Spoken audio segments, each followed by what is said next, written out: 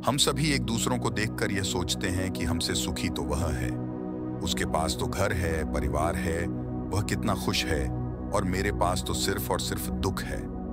आखिर असल जिंदगी में सुखी कौन है? आइए इसे एक छोटी सी कहानी के माध्यम से समझते हैं।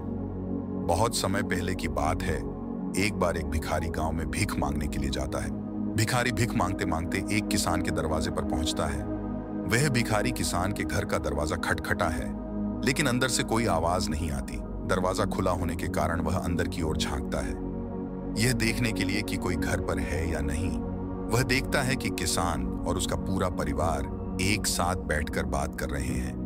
बच्चे किसान के साथ लिपटे हुए हैं, खेल रहे हैं। भिखारी को लगा कि शायद किसी ने मेरी बात पर ध्यान नहीं दिया, इसलिए उसने फिर से आवाज लगाई। जब उसने दूसरी बार आवाज लगाई तो किसान की पत्नी ने सुना और उसके बाद कुछ अनाज लेकर घर से बाहर आई और उसे भीख दे दी। उसके बाद वह भिखारी वहां से चला गया और कुछ आगे चलकर वह यह सोचने लगा कि कितना खुशहाल परिवार है, कितने सुखी हैं। यह लोग परिवार में 2 बच्चे हैं और वे बच्चे पिता के साथ खेल रहे हैं। सब कुछ देखकर कितना अच्छा लग रहा था। काश मेरा भी परिवार होता। किसान का परिवार कितना खुश है, और एक मुझे देखो, दिन भर भीख मांगना पड़ता है, फिर घर आकर खुद से खाना बनाना पड़ता है, और मुझे कितनी परेशानी होती है। इसके बाद वह भिखारी अपने रास्ते निकल गया और किसान के परिवार ने खाना खाया। और खाना खाने के बाद किसान अपनी पत्नी को कहने लगा कि घर खर्च के लिए पैसे नहीं है, बड़ी परेशानी है, साहूकार से 5,000 उधार लेना पड़ेगा, पता नहीं वह देगा या नहीं। किसान की पत्नी ने उसे धैर्य रखने के लिए कहा और बोली, आप जाओ, आपको साहूकार पैसे दे देगा। किसान गांव में एक सेठ के पास गया, जिसके पास कपड़े की दुकान थी। वह ब्याज पर लोगों को पैसा देता था। किसान ने सेठ से 500 मांगे, और जब सेठ किसान को पैसा दे रहा था तो उसने देखा कि वहां पैसों का हिसाब लगा हुआ है। किसान जब वहां से निकला तो वह सोच रहा था कि साहूकार कितना खुश है। मैं कहां 500 या 1000 के लिए घबरा रहा हूं, परेशान हो रहा हूं। किसान यह सोचते सोचते घर चला गया। सेठ की गांव में छोटी सी कप की दुकान थी। गांव में कपड़े लाने के लिए उसे शहर जाना पड़ता था। वह शहर के एक बड़े दुकान से कपड़ा लाता था। अगले दिन वह सेठ शहर पहुंचा और वहां जो बड़े दुकान के सेठ जी थे उनसे मुलाकात की और उनसे सेठ से कहा कि कपड़ा खरीदना है। बड़े सेठ के पास उसका एक कर्मचारी संदेश आ रहा था कि 1 लाख का फायदा हो गया, 2 लाख का फायदा हो गया, कोलकाता में माल पहुंच गया है, दिल्ली में हो गया। यह सब उसको वहां देखने को मिला। जब गांव का सेठ वहां से निकला तो वह सोचने लगा कि हम अपने आप को इस गांव का सबसे बड़ा सेठ मानकर बैठे हैं, और 5,000 यहां तो लाखों का फायदा हो रहा है। ये सोचते सोचते वह सेठ कपड़े लेकर अपने गांव के लिए रवाना हो गया। इसके बाद बड़े सेठ शहर वाला सेठ के पास उनका नौकर आया और बोला, मालिक 7 लाख का घाटा हो गया है। सेठ जी का दिमाग ठनक गया। तभी दूसरा नौकर आया और बोला, आज आपको दावत में जाना है। अपने जो राय बहादुर साहब हैं उनके यहाँ दावत है। लॉर्ड साहब आने वाले हैं, आप तैयार हो जाइए, हमने मोटर गाड़ी लगा दी है। सेठ जी दुखी मन से तैयार हुए और गाड़ी में बैठ गए, और कुछ देर के बाद सेठ जी राय बहादुर के घर पहुंच गए। वहां दावत सजी हुई थी, बड़े बड़े सेठ आए हुए थे सेठ जी के लिए, तो बैठने तक की जगह नहीं थी। जैसे तैसे इनको कुर्सी मिली। उसके बाद सेठ जी देखने लगे कि कमिश्नर आ रहा है, कलेक्टर आ रहा है, बड़े बड़े अधिकारी साहब आकर मिल रहे हैं। ये सब नजारा देखकर सेठ जी सोचने लगे कि कहां मैं अपने आप को सेठ मानकर बैठा हूं और कितना खुश हो रहा हूं। सबसे ज्यादा तो सुखी ये हैं, इनके पास बड़े बड़े अधिकारी आते हैं, चाय पीते हैं, हाथ मिलाते हैं, जलवा तो इनका है। इसके बाद सेठ जी राय बहादुर से मिले और उन्हें तोहफा दिया, खाना खाया और अपने घर के लिए रखाना हो गए। राय बहादुर साहब के यहाँ दावत खत्म हो चुकी थी और इनका सर दर्द होने लगा, क्योंकि इन्हें दिन भर से चिंता थी कि दावत कैसी होगी। जाकर कमरे में लेट गए। नौकर आकर इनकी सेवा करने लगे। जब सर दर्द बढ़ गया तो डॉक्टर बुलाया गया। तभी राय बहादुर साहब के पास एक संदेश आया, जिससे मालूम चला कि व्यापार में घाटा हो गया है। अब उनका सर दर्द और भी बढ़ गया। राय बहादुर ने अपने नौकरों से कहा, क्या जिंदगी है, बड़े बड़े अधिकारी को चाय पिलानी पड़ती है, पार्टी रखनी पड़ती है, वह सब करते हैं, इसीलिए हमें भी दावत रखनी पड़ती है, वरना कौन इतना सर दर्द मोल ले। तभी उन्होंने देखा कि खिड़की से एक भिखारी जा रहा था जो अपने हाथ में डंडा लेकर गाना गा रहा था। राय बहादुर साहब ने नौकरों से कहा, देखो जिंदगी में खुश तो ये है, सुखी तो ये है, इसको कोई चिंता नहीं है, ना घाटे की ना फायदे की। ये वही भिखारी था जो किसान को सुखी मानता था, खुश मानता था। दोस्तों, हर इंसान खुश तो है, लेकिन वह अपने से धनवान व्यक्ति को देखकर दुखी हो जाता है और उसे लगता है कि सिर्फ धनवान व्यक्ति ही खुश और सुखी है। लेकिन धनवान होने के अर्थ ये नहीं कि वह व्यक्ति सुखी भी है। अगर आप जीवन में खुश और सुखी रहना चाहते हैं तो अपने से धनवान की ओर ना देखें, क्योंकि हो सकता है जो जीवन आप जी रहे हो वैसा जीवन पाने के लिए भी कुछ लोग तरस रहे हो। दोस्तों, दूसरी शिक जो हमें इस कहानी से लेनी चाहिए, जो हमें अपने आप से रूबरू करवाती है और हमारी असलियत दिखाती है कि हम जैसे हैं वैसे ही अच्छे हैं। एक छोटे से गांव में एक व्यक्ति रहता था जो पहाड़ से पत्थर तोड़ने का काम करता था।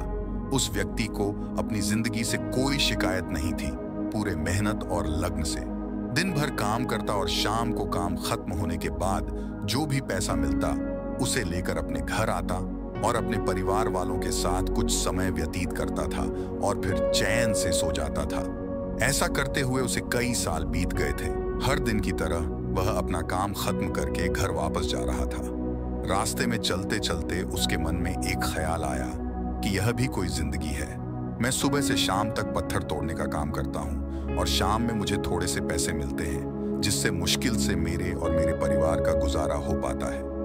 शायद आज मुझे कहीं से कुछ ऐसी शक्ति मिल जाए जिससे मैं जो चाहूं वह पूरा हो जाए।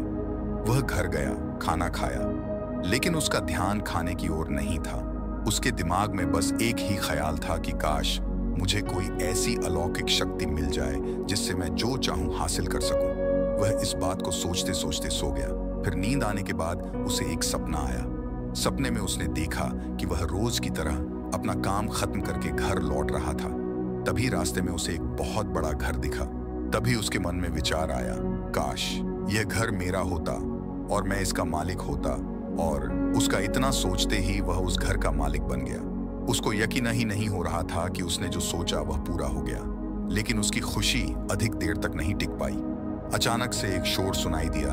उसने देखा कि उसके घर के बाहर से एक रैली निकल रही है जिसमें बीचों बीच एक राजनीतिज्ञ है। उसे देखकर वहां खड़े लोग उसके नाम के नारे लगा रहे थे और सब उसको देखने के लिए तड़प रहे थे।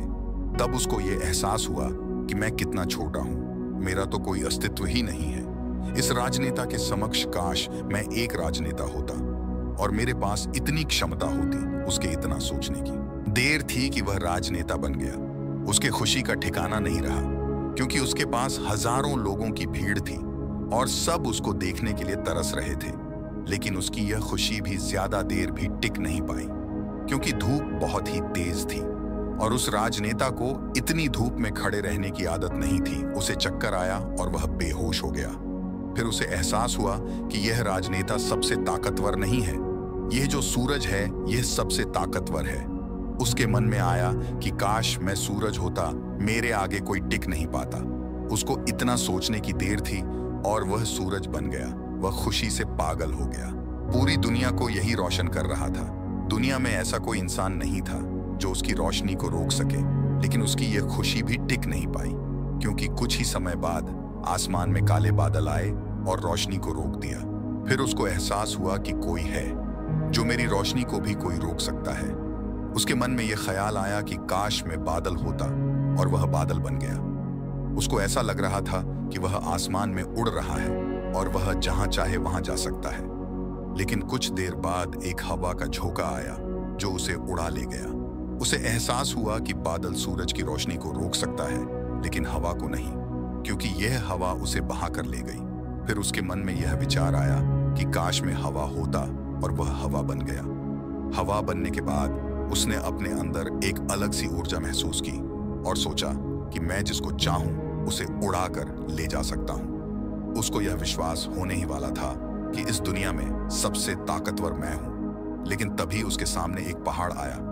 उसने पूरी ताकत लगा दी, लेकिन उस पहाड़ को नहीं हिला सका।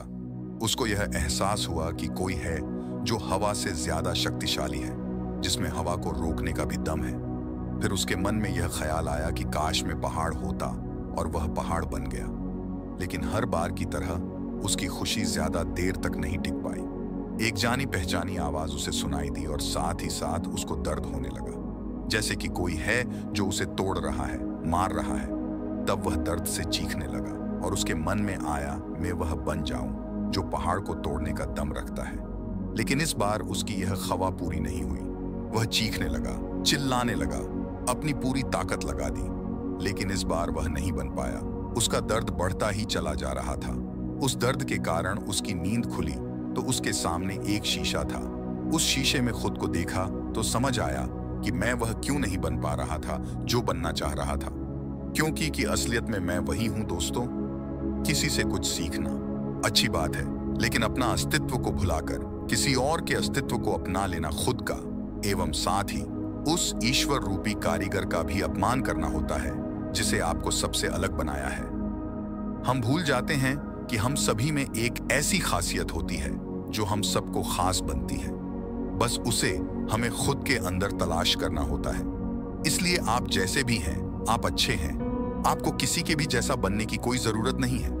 आप जैसे भी हैं, सर्वश्रेष्ठ हैं। अगर आपको कुछ बनना है तो अपने आप को पहचाने, अपनी क्षमताओं को पहचाने और अपना श्रेष्ठ संस्करण बने।